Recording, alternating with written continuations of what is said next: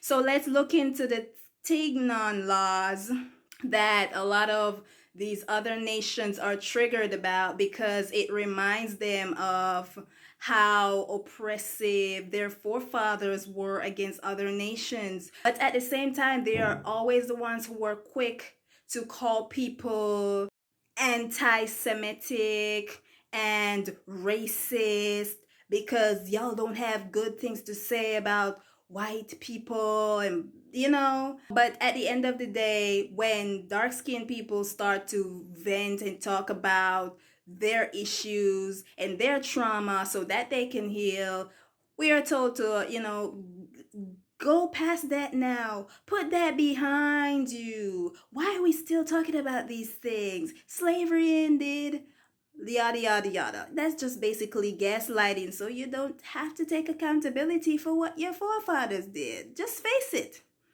In 1786, the Tignon laws was enacted by the Spanish governor of Louisiana, basically, and these laws mandated dark-skinned women, both free and enslaved, to cover their hair with a headscarf, which was called a tignon, right? And this law was intended to control and visually mark women of color, particularly, pay attention to this, Creole women, and to limit their perceived social status and attractiveness.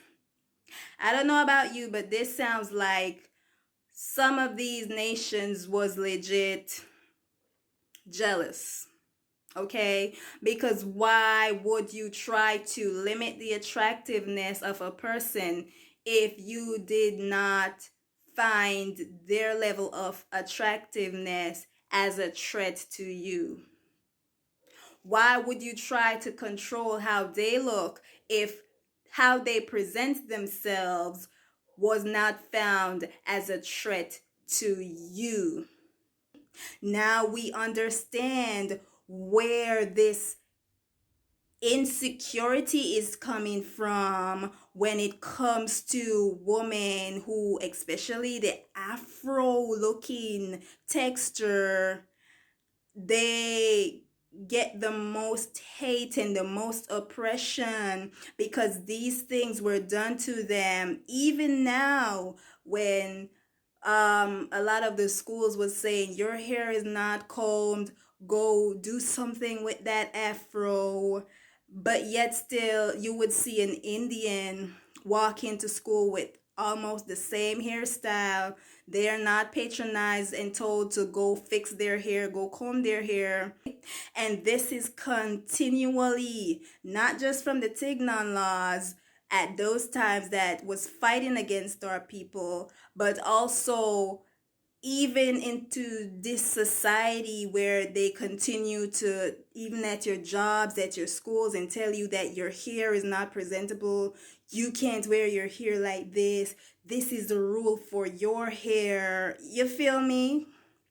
And it continues to allow you to hide your hairs because it's coming from so far back where you was forced, your forefathers were forced to hide their hair. Now y'all understand why every time the option is given to wear a wig and hide your hair, you always choose to cover it up because you legit still have some internal traumas, whether you internalize it or not. Some of y'all still have these internalized traumas. Some of you claim you like to change it up. Okay, that's fine. But some people, that does not exclude the fact that we have never seen their hair. Never. So we are going to say that they have some internalized traumas which causes them to hide their natural hair. Talking about these things does not make us racist, okay? Talking about these things allows dark-skinned women and people to understand why they feel the way they feel about their hair. It allows them to speak about these things so that they can internalize what's going on, what they have been through, and therefore heal. Okay?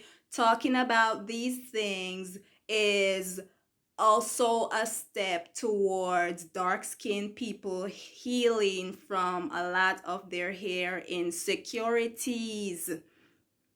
So, regardless of white people being triggered that their forefathers did stuff in the past to dark skinned folks, which does in fact contribute to how a lot of dark skinned folks see and view themselves in this day and age, right? And a lot of white people, they just don't want to take accountability for what their forefathers did. And a lot of y'all still have this oppressive mentality and this hate mentality towards the dark skinned folks. Yet you gaslight and say y'all should not apologize and y'all should not act better because y'all wasn't the ones who did these things. It was your forefathers. We still have internal conditioning because of a lot of things that was done to our forefathers. Because I wasn't the one that went through slavery, but some parts in my life there was a conditioning that led to certain aspects of my mindset. So we have to talk about these things and be transparent.